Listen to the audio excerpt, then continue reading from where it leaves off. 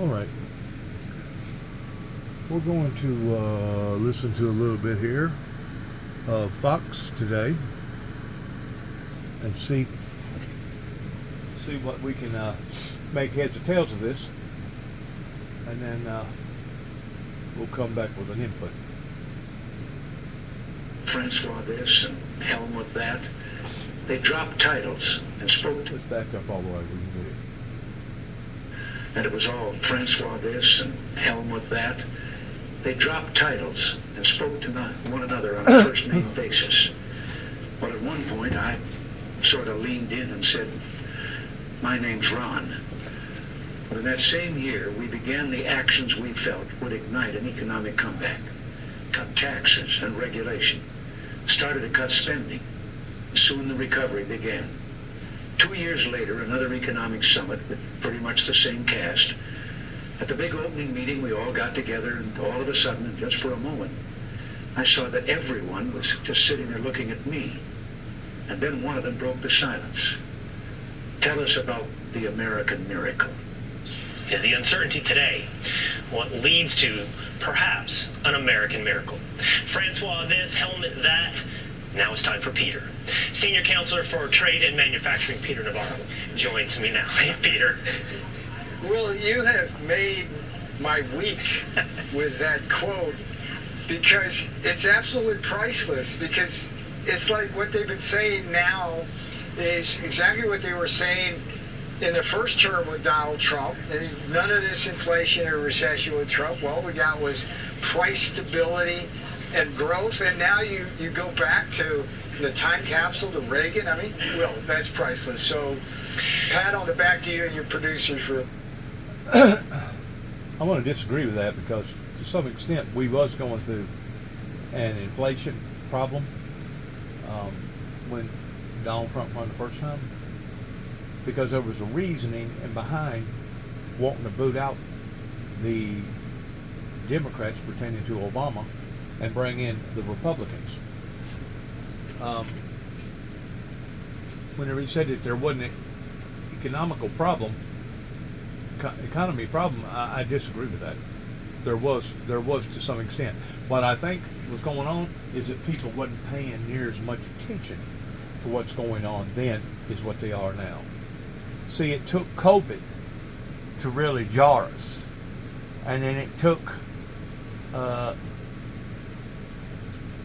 I really don't know how to say this other than a bad election, a bad presidential election, because of the controversy that surrounded that particular election with the Democrats becoming in power, in which I'll never be convinced of anything other than the Republicans actually lost that race. There was too many states that had the same type of end results in swearing that the Republicans lost and the Democrats won during that race. Now, everybody started paying attention, okay? Especially whenever the oil prices hit, which he's going to explain here in just a minute, the reason why that part of that happened. But also, in the process of COVID, we really didn't have nothing to do other than turn on the TVs and start listening to our newscasters and our politicians. And besides that, we did start paying more attention to the 30 $30 trillion debt at that time, up until COVID, and then whenever COVID hit, that added about another $5 or $6 trillion onto it. It's been a runaway train, and people today now are paying more attention to it, which that's part of the silver lining to the bad things that's going on right now. Which there's no doubt right now there's lots of families that are struggling that can't even hardly live from paycheck to paycheck. I mean, it's bad. But now this guy right here ain't gonna tell you that. Listen to what he's got to say. For rolling that out, man. You made my day. Well, I appreciate that, Peter. The goal is to help the audience and all of us understand the present moment and put it into the context of history. Yes. You know, Ronald Reagan did say that he came out of that entire exercise known as the Great Communicator. So I'm going to lean on you now to be the communicator for the administration. We are, as we point out, and as pointed out by President Trump, perhaps going to have to endure a recession. We are going to deal with unpredictability, uncertainty. There will be fluctuations in the market. But there is a presumption that's part of a bigger picture, Peter. Help us understand, what is the bigger picture for the economy from the administration? Yeah, great question. And let's start looking through one end of the telescope through today's data. As you correctly observed, the core rate of inflation has fallen to its lowest level in almost 4 years. That's huge. Gasoline prices down. We've had mortgage rates down. We've had grocery prices flat. Here's the thing. We're in this difficult transition from Bidenomics to Trumponomics. What is that? Okay, Bidenomics was a combination of very over-aggressive Keynesian stimulus spending to goose the economy that created large amounts of debt, which is unsustainable. So at the same time that it gave us what we call demand pull inflation, too much money chasing too few goods, it built in a recession possibly at some time down the road if that spending weren't controlled. At the same time, the Bidenomics sent these what we call negative supply shocks, through the economy, dragging us down economically and building more recession in with its attack on oil. It's don't drill, baby, don't drill, baby. And so we went from $50 a barrel roughly in the Trump era to about 80 in the Biden era. Now, that's huge. It's because it's not just that we use it for our transportation needs and our heating needs. Right. It's also a big part of fertilizer production, so it affects food prices, and it's pretty much in every piece of our industry that we do. So what we're doing, you asked me for the big picture, Trumponomics 2.0 is the same as it was in the first term plus. Okay, what's the plus? What was it in the first term? We have what I call a 3D attack on inflation, which is the deregulation. It's the drill, baby, drill, getting those oil prices down. And then the new part of it, the 2.0 part, is the DOGE, the aggressive attack on waste, fraud, and abuse, and too many people working in government, not enough in the private sector. And the jobs report last Friday, Will, was very interesting because it indicated a significant fall in government employment, but a significant rise in both private sector and manufacturing. Right. And then the last part of it, which is so important to President Trump, so important to this country, is to stop our trading partners from cheating us with higher tariffs, higher non-tariff barriers, and draining us of $1 trillion of wealth every year through a trade deficit. And so that is an adjustment will involve bringing back our manufacturing, our factories here. We lost 90,000 factories. 90,000 factories. Some of them factories had as little as, let's say, 100 up to maybe 20,000, depending upon the factory, depending upon what the factory was doing. And if you'll multiply that times 90, I wonder how many people has lost their jobs in America just in the past 25 or 30 years. It's an unbelievable amount. And to think that that occurred right during the time that all your baby boomers now, that after World War II multiplied because the men got to come home, and what was the next best thing during that time was having families.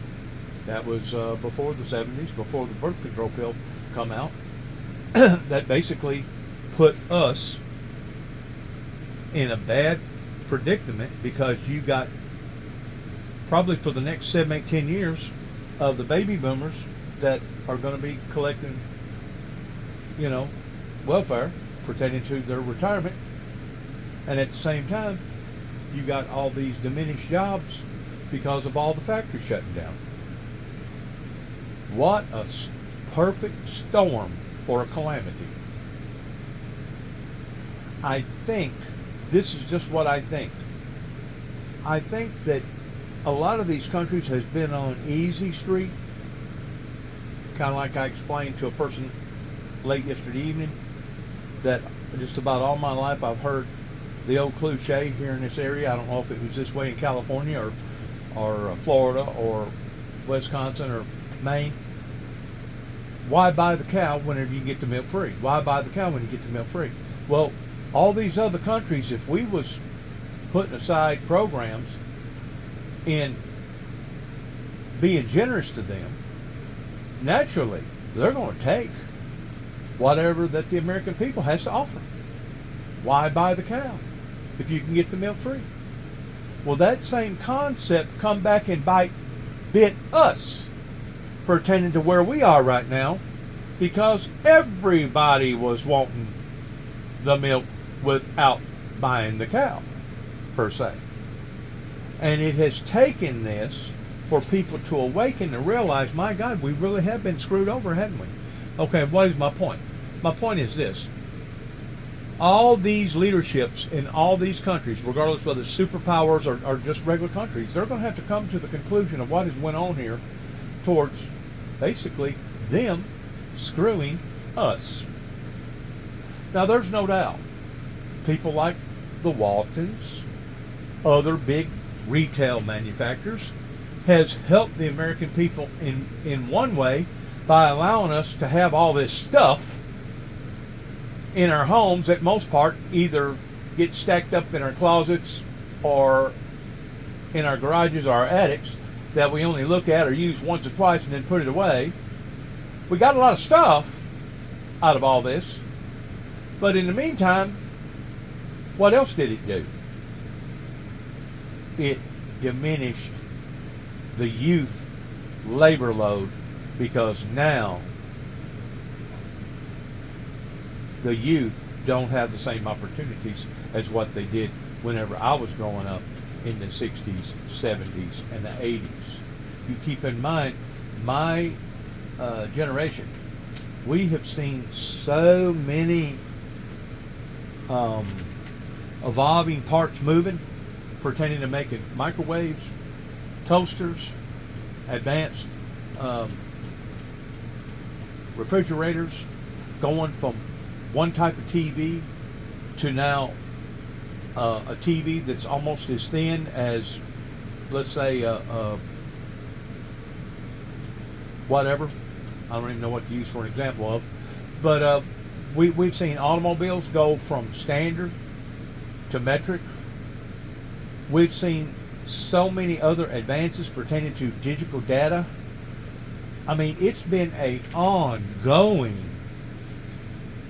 learning experience for the past 63 years since I come into the existence of this world. Now, can you only imagine what it's going to do in the next 60 years? If we have already seen this many changes, this many realignments, this many transformational periods that not just the American peoples went through, but the world has went through, can you only imagine if the world was going to last 60 plus years, which we don't know that. We don't know how long the world's going to last until Gable blows the trumpet, until God comes back. We know that according to the Bible, there's going to be 7 years tribulation. We know according to the Bible, after the 7 years, there's going to be a 1,000-year millennium. We know according to the Bible, that's whenever the true war of Armageddon happens in a spiritual sense, in the spirit world, pertaining to the supernatural, whenever Lucifer, the Antichrist, will be loose for a short season to go and deceive the nations once more again. We know these things, but we don't know the specifics of where we're at right now in the transformational period. Because basically, whenever they talk about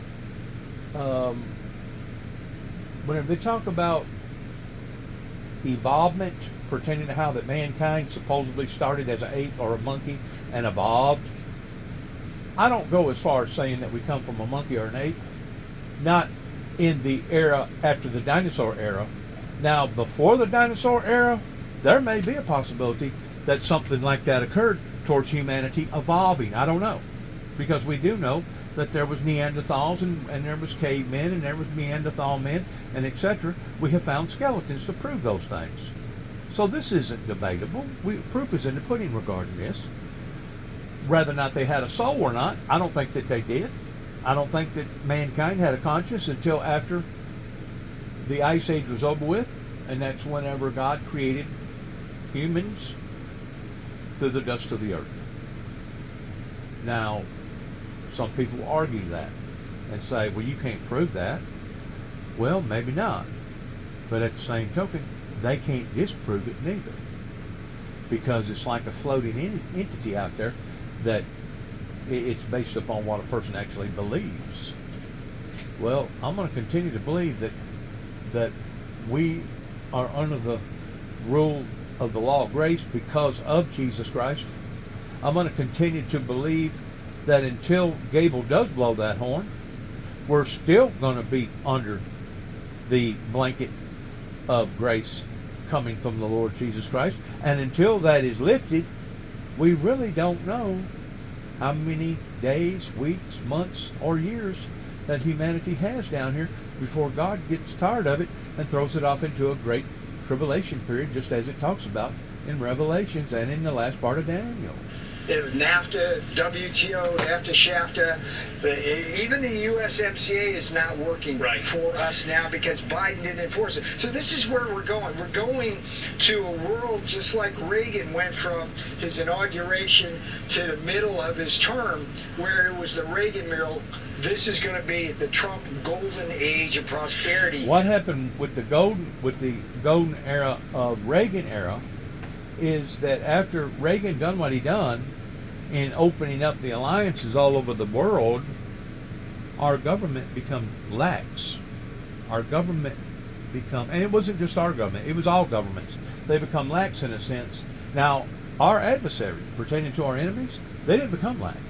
Oh, they were still building ships, they were still building their armies, they were still doing this and doing that. Don't think for a second that your adversary has been lax, because he hasn't. If anything, he's become that much stronger in the past 30 plus years. Where our government messed up is, first of all, it didn't entail towards what actually spearheaded that movement to begin with, pertaining to the miracle. And basically because our government officials was lax, just like artificial intelligence pertaining to all the gizmos and gadgets pertaining to all the high advanced quantum physics and computer systems pertaining to the handheld devices, a lot of those people that's been in power for 25, 30, 40 years, they've had to become acquainted with all this material too. For the first time that I know of, the private sector got in front of the government sector, and they engineered something that the government had not tested and experimented with pertaining to social media.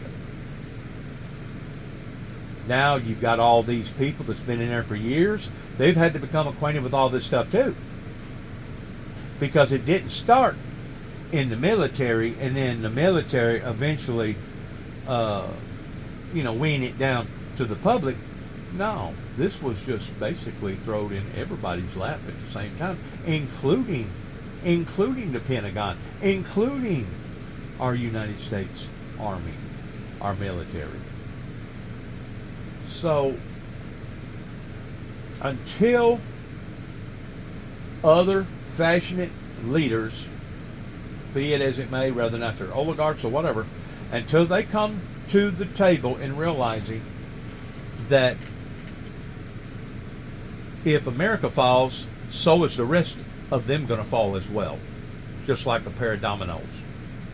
Until they're willing to come to the table all at one time and look at this from a bigger perspective on a global level, we're only going to be beating their heads against the wall, and we're only going to be just like the dog that chases after its tail. We're going to be moving, but we're not going to be going nowhere. So this is going to have to be handled on a international, global level if we're going to go through this transformational period that did start. It did start during the Reagan era. There's no doubt that's where it started. But somehow or another, between then and now, we got a hiccup. We got taken advantage of. We got ripped off.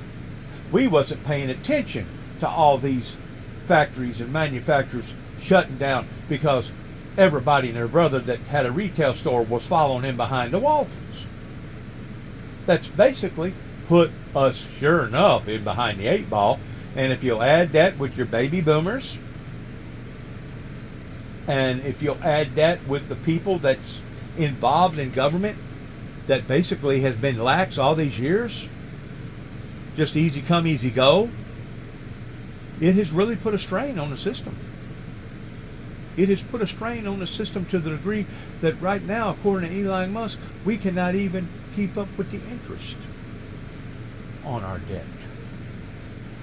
So this nonsense that we're dealing with right now is going to have to be looked at in a much, much deeper, broader, wider level, and people's going to have to come to the table and say, all right, this is where we are, this is where we don't want to be, and this is where we do want to be. Now, how can we get to the point of where we should be in a harmonious, peaceful, loving, gentle, fair way?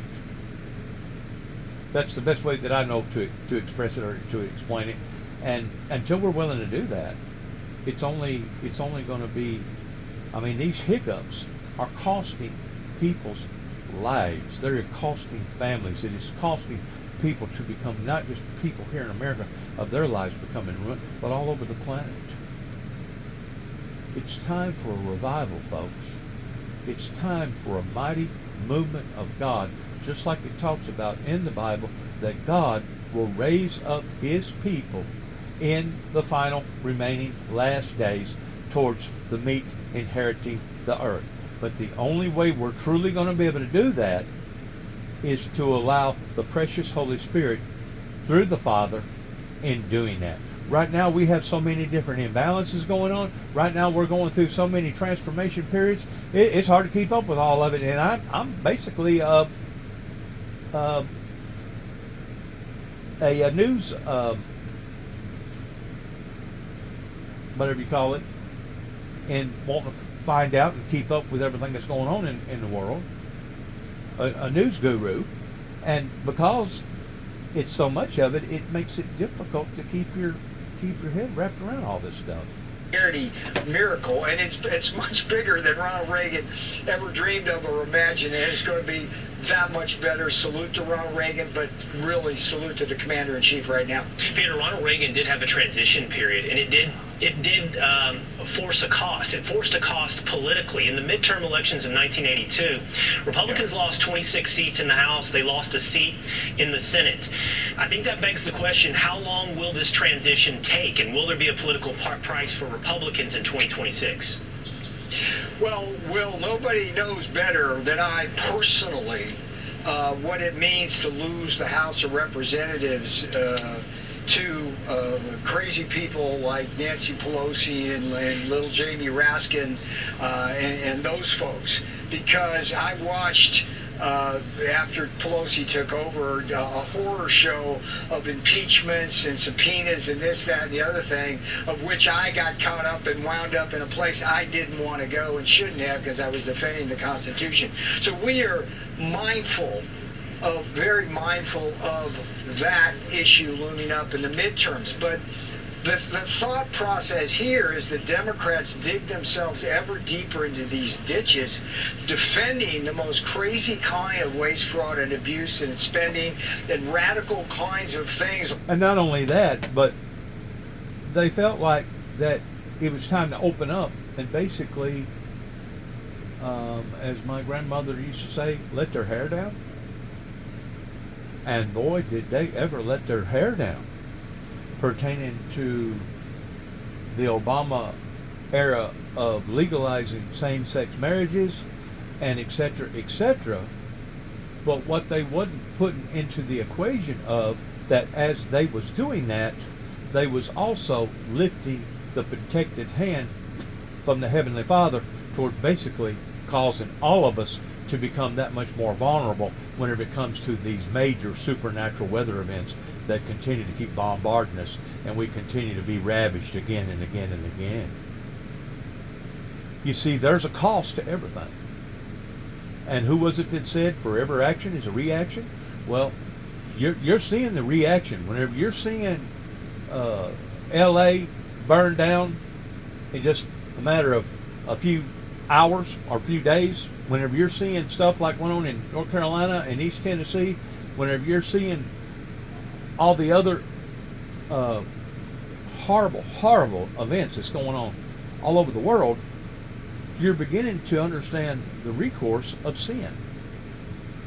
That whenever you do this, yeah, you can do it, but look what it's ultimately going to cost you in the end. It's going to cost billions, if not trillions of dollars pertaining to destruction, and it's also going to cost millions of people's lives. Now, you've heard me say before, I'm against drill, baby, drill, baby, drill, but at the same time, I know that you can't just walk up and turn the spigot off all at once and tell everybody, well, natural gas and propane gas is illegal, and we're going to transfigure from going to this type of stove to that type of stove by the year 20 and 30 or 20 and 28. I've heard some very, very high demands coming from the state of California involving environmental problems, in which some of that may be practical, but some of it is impractical, especially if you think that you're going to do this overnight. You're going to have to phase one out as you're phasing one in. I didn't realize this till a while ago. My good friend drives an Impala, and she had a battery go bad on her car, which I haven't been working in the auto body industry now, give or take, for about 10 years, so I've lost contact with all the newer gizmos and gadgets out there pertaining to the automobile industry. But she said that they was going to change out a battery, and he was going to charge her something like $350 at one of these mechanic shops to change out a battery, and she wound up replacing the battery for less than $250, which was a really, really good high voltage battery. But whenever they was trying to exchange the battery, they didn't know how to take the battery out, because it's not just a regular battery case no more. They had to call Google and find out from Google how you go about taking the battery out of a daggum Impala. You know why? Because the battery case was plugged up, probably had something to do with the insulation of that battery, which gives the battery more life in it not getting too hot in the summer versus it not getting too cold in the winter. Now, why Elon Musk didn't think of that whenever they go to putting these big batteries up underneath the floorboards of these cars that weighs, probably 300 or 400 pounds and costs probably $4,000 or $5,000, how come they didn't think of all that whenever they was building all these electrical cars is beyond me. But once more, I'm familiar with some of the stuff like in Honda back even 10 years ago, whenever you pull out the passenger side seat, as soon as you unplug the wire just to take a seat out and put it back in, you basically got to take the vehicle back to the dealer and have it recoded, because it's going to give out a signal. And there's all kinds of stuff like that pertaining to airbag sensors and airbag drones and all kinds of stuff. I mean, some of this stuff is so critical on the front of the vehicles that if it's off, give or take about a 1/16 to 3/16 of an inch, you can't reprogram the computer. Why? Because it's set up that way on a GPS deal to where it has to give out that type of reading for the height and everything. And if it's not where it's supposed to be, you can't. It's got to be right. And I'm talking about sensors that's in the grill and in the top part of the bumper that has to be right. And if it's not right, you cannot just go in there and botch or manipulate the computer. The computer won't let you do that. It's got to be right.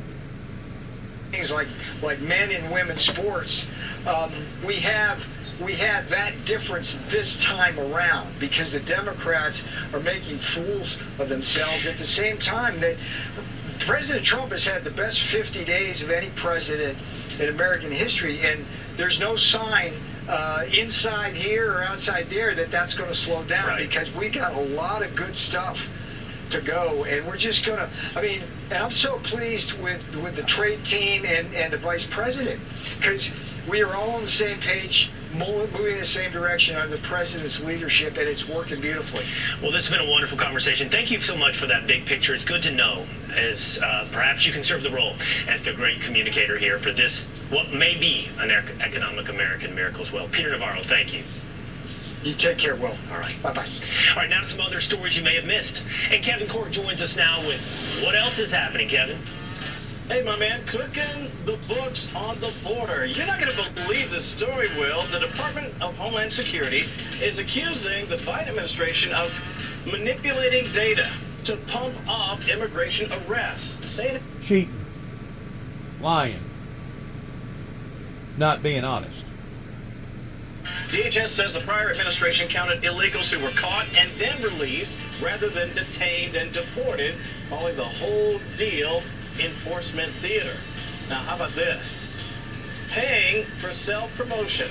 Literally. Check this out. According to a new book about the Democrat Party, California Governor Gavin Newsom secretly paid for a monument at San Francisco City Hall to commemorate his time as mayor of the city. The book claims... That tells you the arrogance of them towards them being arrogant. They gave Dolly Parton, which has been a number one asset to the state of Tennessee and probably North Carolina too, in that region, pertaining to the tourist industry. But they gave her an option towards putting up a statue in her name, and she said that it was too early and that she thought it would be inappropriate to put up a statue while she was still living. That's your difference between somebody that's humble versus somebody that's very arrogant.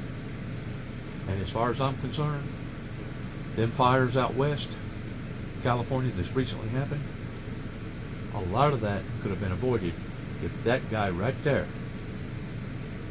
would have kept his eye on the ball regarding taking care of his citizens out there. But because he's so arrogant and because his nose is stuck up in the air to the point that every time it rains he's liable to drown, we see what happened to the California citizens, which was absolutely appalling. Appalling in so many different ways that it's not even funny. It's not even funny. It's cruel. And to think that that guy thinks so much of himself that he's going to build a statue and probably pay for it out of the taxpayers' money. The book claims two private companies owned by Newsom donated to a nonprofit earmarked for a, quote, mayoral bust at San Francisco City Hall. Busted. What do you think of that? I think it is wonderful narcissism. I think it is perfect. There you go. Gavin Newsom. Pass me some hair gel, baby. I just want to get a bust up there. Anyway, finally, suck it to me. I've worn these sheer rocks, and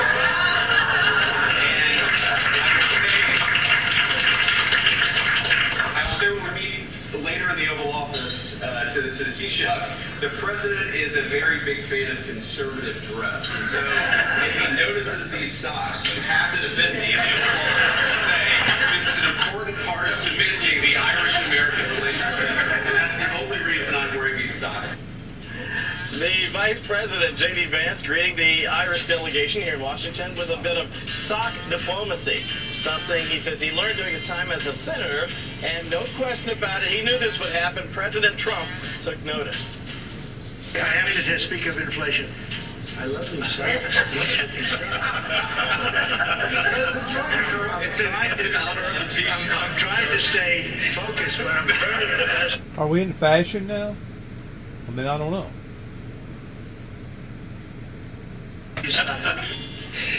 Mesmerized by the Shamrocks. What do you think? Hey, Would you Kevin, pull that off? Kevin, can I pull it off? Kevin, you can take the boy out of Texas. We're broadcasting from New York. But you can't take the Texas out of the boy. Check out the socks I'm wearing today here in the New York City headquarters. Nice. The Vice President has That'll work Ireland. out of you. I'll always have Texas. That is a good Texan. I couldn't match the Vice President. I went with the best greenish tealish I had today. All right, Kevin. Excellent job as always, Kevin Corey. Thank you. Thanks, buddy. Ahead, Rosie O'Donnell. Irish exits out of America. What Trump said about that. Jimmy Fallon joins me live to react next. Oh, damn.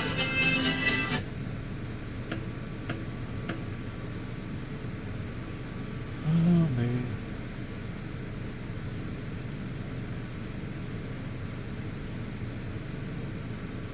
And Trump's approach to Ukraine and Russia might be headed towards a deal that could result in peace. I wouldn't call it peace. I would love to see peace. I'm afraid that what we're talking about here is a cessation of hostilities that may extend beyond the 30-day limit, may not. Either way, it's established as a prelude for another phase of this conflict.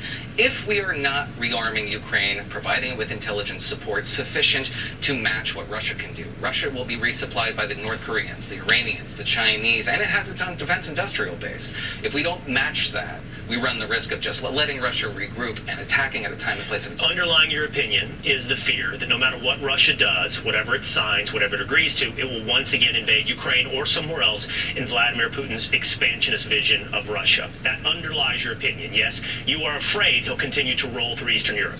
Well, not in Eastern Europe. No, I am afraid that could be a provocation in one of the NATO countries that we are allied with that is on the NATO frontier, for example, in the Baltics, perhaps Romania, Bulgaria, most likely the Baltics. That's where my big fear is. Where Russia's ambitions are really the most aggressive is in what it calls its near abroad, the former Soviet republics who are not under the American security umbrella. That's where it exercises its muscle. That's where it really tries to take a chunk out of its territory, Georgia and Ukraine. And there could certainly be more of that, more provocations in the Middle East too, as well. I can't deny that that might be a legitimate fear. I don't know what guides Vladimir Putin. I don't think you know. I know that you've studied this deeply, but I think none of us know because we're not inside the head of the man. We're not inside the head of Vladimir Putin. It does seem, if I'm trying to analyze Putin, that I want to know what motivates him. I want to see if he's a rational actor. And it does appear to me that he looks at the increasing encroachment of the West towards his borders. And Russia's always maintained a fear of its eastern border, its western border rather, from Europe. He sees NATO's encroachment to those Baltic countries, like you mentioned, and he feels like I can't allow NATO to continue knocking on my door. Well, the thing about that is these countries have a say in their own destiny. It's not as though we imposed NATO membership on the Baltics or the former Warsaw Pact states. They applied for accession. All the NATO states and their legislators ratified that accession. That's fair, no. Purely but if democratic. Canada decided to align itself tomorrow with the Chinese Communist Party and make serious security arrangements with the CCP, I think the United States would have a rational response. And I think we can both predict exactly how that would play here at home. It would be a rational response, and we would use all the leverage that we have in order to affect our vision. One of the things that conservatives have complained about Europe for a very long time, including me, is that essentially American security guarantees underwrote this really luscious welfare state. We wanted them to take more responsibility for their security. The worst way to go about doing that is to withdraw American security obligations. So Europe says, okay, we'll freelance this thing. We will take our own steps. You no longer get to guide the development of our foreign policy, and we will be an executor of your foreign policy. We'll have our own foreign policy. France and the UK are now currently talking about going alone. Maybe we'll put troops on the ground in Ukraine to guarantee safety as a tripwire. very, very dangerous. Very That's dangerous. something In fact, can we agree on this at the end of our conversation? Can we agree that the way to lasting peace is to ultimately make Vladimir Putin not fearful that we'll continue knocking on his door, that we'll continue expanding NATO, for example, into Ukraine, that we'll continue expanding Western security influence all the way up to the border with Russia? No, I 100% disagree. I think the story of the Soviet Union and Russia in general is that the way to deter Russian aggression is to present it with a hard power reality that you will not achieve your gains by military means. And I just fear that you're knocking us down there, the road towards World War III. But we'll continue this conversation. It's worthy of much more than 5 minutes, but I appreciate you starting this debate with me here today. Thank you. All right, man.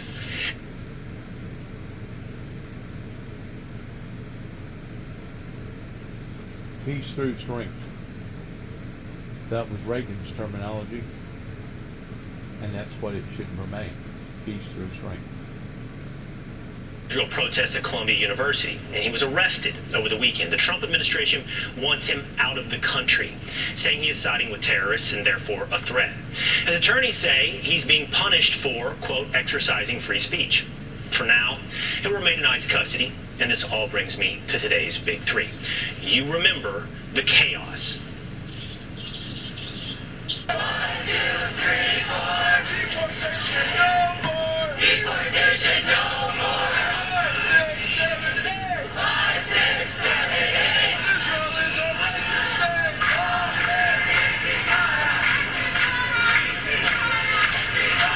Now see, you just got through saying that, right? And listen to part of that. That's exactly the bunch of people in the far left pertaining to the Democrats of what their achieving goals are, and basically letting just any and everything come over here. I've never seen such idioticness in my entire life. And to think that we don't have a right to not just import but export.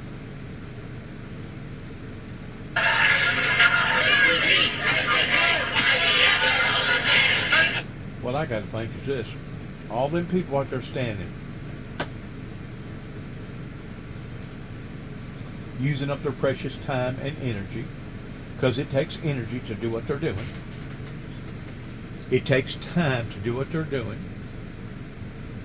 And I'm not saying that it's not important, because that's what helped to establish America in people being able to voice their opinions and be able to protest different things, different people, about different situations. But if all them people that was arguing, bickering, and complaining and protesting was using their energy towards something positive, do you have any idea how powerful and how mighty that America could actually become if we didn't have this strong division among ourselves? By God, there'd be no limit in what we could achieve. Protest at college But the devil is the one that's out to kill, steal, and destroy, which is the author of confusion. And as long as he can keep us divided, we're basically weakening ourselves. United we stand, divided we fall. As we become more and more divided, we're using up more and more energy. And while we're using up this energy, we're sacrificing the energy that should be in other areas towards figuring out other problems and using that talent in other areas. Campuses last fall reignited this week here in New York at Columbia University. Those arguing against Israel's policies against Gaza. Now, Mahmoud Khalil is somebody who organized many of those protests as a grad student and a green card holder. He's a permanent resident. He's married to an American citizen. And that means that many, including those on the far left, like squad members Rashida Tlaib, have said he has a constitutional right to free speech. If you believe in constitutional rights, you understand that they're targeting this person, and everyone knows he has been very vocal against the genocide of the Palestinian people in Gaza. And they're targeting him and refusing him constitutional rights. Who's next? But not only has he held protests where he seemingly sides not just... I don't know about who's next, but my constitutional rights got run over from head to toe pertaining to Homeland Security, Secret Service. Whenever they decided to intervene and confiscate a piece of material from the ministry that they never should have confiscated. And since then, my whole life's been upside down. Just with Palestinians, but with And since then, so has America's life. With Hamas, he has openly called for the end of Western civilization. Still, when do we go too far? What is protected by the First Amendment? As a reminder, this is how it reads. Congress shall make no law respecting the establishment of religion or prohibiting the free exercise thereof, or abridging the freedom of speech or of the press or the right of the people to peaceably assemble and petition the government for a redress of grievances. Join me now to debate this issue, which I think deserves hearing from both sides, is human rights attorney Brooke Goldstein and journalist and constitutional lawyer Glenn Greenwald. Thank you both. Glenn, I'd love to start with you. I find you, and for that matter, our relationship interesting, because in the past I might have agreed with you vociferously. Recently, more agreement. I'm not sure where I stand here today, Glenn, but I know you look at this and you think many on the right have all of a sudden abandoned their defense of free speech. Oh, there's no question that they have. I mean, this is what happens when you're actually a principled free speech advocate instead of one who only objects to censorship when it's your political allies who are being targeted, which is that a lot of people say they believe in free speech, except when it comes to the ideas they most hate, which they want silenced. I just want to make one crucial point, which is you had said people on the far left, like Rashida Tlaib, believe that legal residents in the United States have the right of free speech. That is an indisputable proposition that the Supreme Court has for 200 years affirmed. And just imagine if that weren't the case, it would mean that if, say, like Jordan Peterson, who's not an American citizen but is always in the United States, were to go and denounce the Biden White House could arrest him and deport him, and nobody could object on constitutional grounds because he's a foreigner. Of course, people legally in the United States have the right of free speech, and we don't want to create any kind of a framework, especially on college campuses, as the American right has been saying, where because of the argument that minority groups are endangered by certain views, black people or trans people or whatever, we have to censor those views in order to create a safe environment. And that's exactly what so many American conservatives that have great loyalty to Israel are now doing. I appreciate you saying that and correcting me on the long-standing policy on the United States First Amendment. I also would say, in correction of myself, it's not just the far left and Rashida Tlaib. It is, as you said, principal individuals, including those on the right, that would bring up the First Amendment. However, I will now go to you, Brooke. This man was also a green card holder. That is conditional according to immigration policy. Now, what are the conditions where you can revoke someone's green card? Right. Well, thank you, Will, for having me. I have to say at the outset that the debate about free speech here is irrelevant because Mahmoud Khalil was not detained, and he's not being threatened with deportation because of his speech. He was detained because of his conduct. He's not someone who was just standing there holding a sign that said, "I love Hamas and kill all the Jews." This is someone who is accused of engaging in a criminal conspiracy and organizing mass civil rights violations, there you mass go. Trespass, assaults, destruction of property, hostile takeovers of private property and campuses. This is conduct. And so when you have conduct that's indefensible, of course people are going to, come and start crying free speech, free speech. But Glenn is smart enough to know that this is not a speech case. There are actions here. And it's because of those actions that he is being detained. And hopefully he will be deported because he has absolutely no right to be in this country and violate the provisions of his green card, which specifically say that you cannot engage in criminal activity that endangers the public safety. And that is the activity he's engaged in. Now, he does have a due process right because, this is a democracy. We're not a dictatorship. We don't just round people up on the street and throw them out, right? He has a due process right now to challenge his detention, and the government will have to prove, they will have to prove by clear and convincing evidence that he engaged in conduct that violated his green card. So this free speech debate is a decoy, and Glenn knows that. Glenn? The way criminality works in the United States is that you have to be charged with a crime and then convicted of one. Not only hasn't he ever been convicted of any crime, he's never even been charged with a crime. If he had been engaged in all this criminality and assaulting people and burning things that is being claimed, Why hasn't the Trump Justice Department or the New York Police Department, which arrested hundreds of Columbia students in connection with these protests, why didn't they arrest him and charge him with these crimes? Marco Rubio, who is the Secretary of State who revoked his green card, said that the argument for revoking it is not that he committed crimes. It is that his political opinion and political activism is a danger because it does not align with American foreign policy. You have had all kinds of conservatives and Trump supporters throughout the campaign promising to come in and take all sorts of actions against people who are critics of Israel or protesting against Israel. There's obviously a huge political speech component to this case, and the solution for somebody legally in the United States who's accused of committing a crime is not to come on cable news and say, oh, they did all these crimes. It's to charge them with crimes. Right. He's not charged with any crime. He just had his visa revoked based on no process whatsoever. That's not the evidence required under the Immigration and Nationality Act. The government has to prove by clear and convincing evidence, not that he committed a crime, but that he engaged and was convicted for it, but that he engaged in criminal activity. That is exactly what's going to happen. There's going to be a proceeding where the burden of proof is on the government now to prove that he can be deported for violating the law. And believe me, if all they have is speech, the government's not going to win. This is not a free speech debate. And really quick, this is about what would be the burden of proof? Engaged in a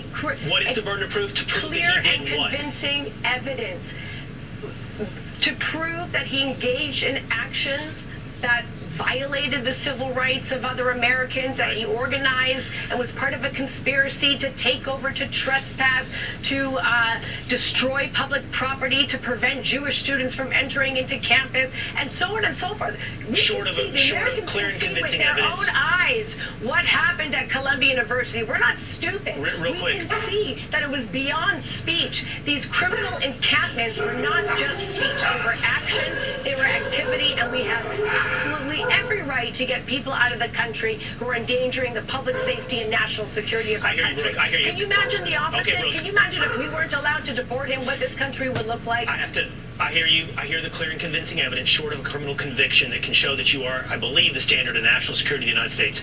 Glenn, I hope you're unmuted. Your dogs joined the conversation for a short bit, and I appreciate their contribution. I'm going to put this last thing to you, Glenn, and it's worthy of a deeper conversation.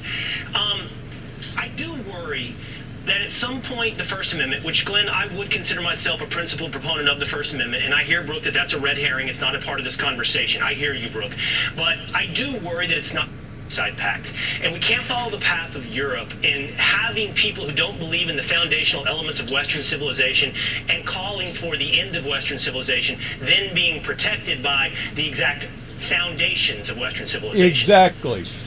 No, but Will, you're advocating the European model. In Europe, ideas are banned and you can go to jail for them, and people do if you say things that the state concludes is a threat to the national order, to national security. J.D. Vance just went to Germany and cited them for having that. We don't have that tradition in the United States. We have a tradition of free speech where you're even allowed to advocate overthrow of the U.S. government, and that's how the country was founded, and the Supreme Court has repeatedly said you're even allowed to do that, and therefore, of course, you're allowed to even criticize the sacred nation of Israel.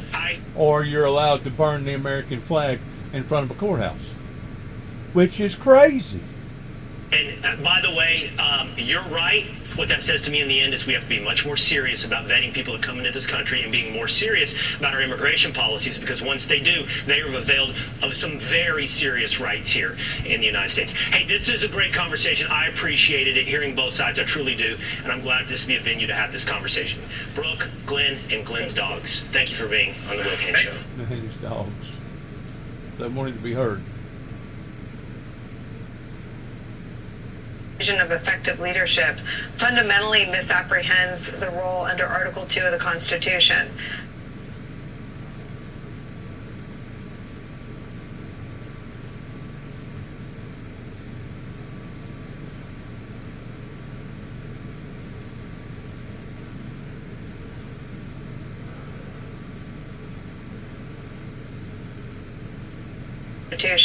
An American president is not a king. not even an elected one. And his power to remove federal officers and honest civil servants like the plaintiff is not absolute, but may be constrained in appropriate circumstances as are present here. When we talk about the absence of guardrails in the cabinet, the weak men and women around Donald Trump in the cabinet meetings that are televised for all of us to enjoy, the opposite is what he's confronted in these judges like Beryl Howell. Yeah, I mean, let's do a little middle school constitutional law class here. There are 3 co-equal branches of government. 2 of them are controlled by Donald Trump right now. Unfortunately, Congress is ceding its power to the executive branch. It is cowering, it is genuflecting, it is on its knees saying, yes, sir, whatever you want, sir. We do not care if you are putting in big government, surpassing what local and state government. Once more, it's people like her, the Democrats, that has not awakened yet to the fact that, no, I mean, yes, we're dealing with unforeseen abnormalities, but look what got us there, or look what helped to get us there. I think it was basically both that done this. And to think that they're still agging it on in saying 90-90 boo-boo, you don't have no right in doing this, knowing that, you know, if it was normal circumstances, maybe you'd be right. But because it's not normal circumstances, you really need to keep your mouth shut. Because the ship is sinking. And until we're smart enough to repair the holes, it's going to continue to sink. Should be doing. We don't care if you're doing things that are against our national interest. Oh, God. This is one of the reasons why that we're in the shape that we're in right now.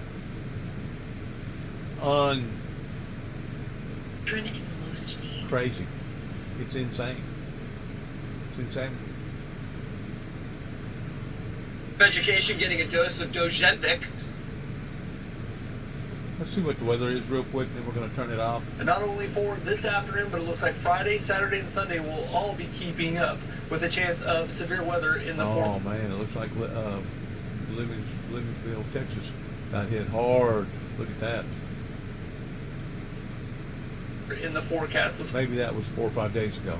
Well, with the latest here, and overall, this is going to be the updated AccuWeather exclusive storm zone that we're going to be tracking for today. We already have a couple thunderstorms popping up there just to the southwest of Dallas. Yeah, that was a few days ago. But overall, this is what we're going to be watching out for. Any storms that form or move into this highlighted region will be capable of being severe, with strong winds and hail being the primary threats. And then after that, fast forwarding to Friday, here's the overall look of severe weather on Friday. We're going to see an elevated risk at level 3 of 4, which was the same risk level of the tornado outbreak we had last week. This is what we're expecting here and forecasting for on Friday, especially this orange and red shaded area. This is where we're going to see the highest potential of severe weather. It's pretty much going to be the I-35 corridor to the Mississippi River. That's where we're going to see that highest potential of severe weather. This is for Friday. And with it, Friday will carry an increased risk of tornadoes. And here's... Looks like Tennessee's in the crosshairs. Arkansas, Missouri, Southern Illinois, Kentucky, Mississippi, and parts of Alabama. We're all in the crosshairs there, so you need to pay close attention whenever the heat builds up like it is right now, extremely quick. There's usually always a clash, because the instability above our heads right now is probably going in 50,000 different directions at the same time.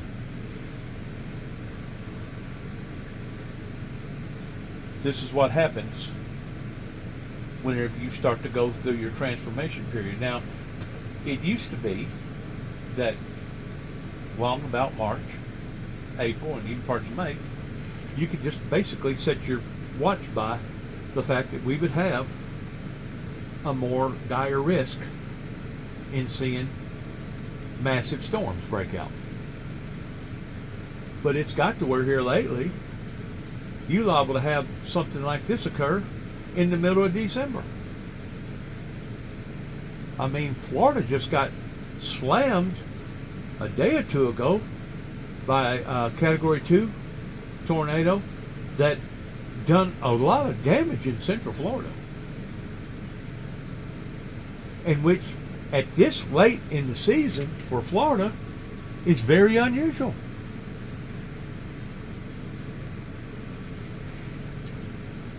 You know, if there was a way, which I know that it's not, that our governments could get together and let's say they sprayed some sort of green, blue, purple, yellow, orange dye up into the atmosphere that would not be harmful to humans, and it wouldn't be harmful to the ozone. I'm just wondering in how many directions, and I've seen models that probably are pretty close, but I just wonder how many different levels of instability that we're seeing right now all over the planet pertaining to different jet streams that, yeah, by and large goes from east to the west because that's the way that the world turns towards going west from the east. But in between that, there's a whole lot of question marks, and wouldn't it be something if you could literally see the different swirls, let's say covering over Texas and parts of Oklahoma going in one direction, and then another direction coming out of Alabama, South Carolina, and North Carolina going up in a different direction, and how that these funnels would meet and twist and turn and roll and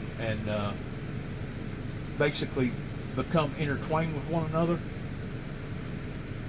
It would be something to be able to actually see that. I know we got models. I know we've got different equipment, up that's constantly reading different things. Kind of like your ocean currents that's flowing in different directions. But they're saying right now that the ocean currents are fixing to change because of why?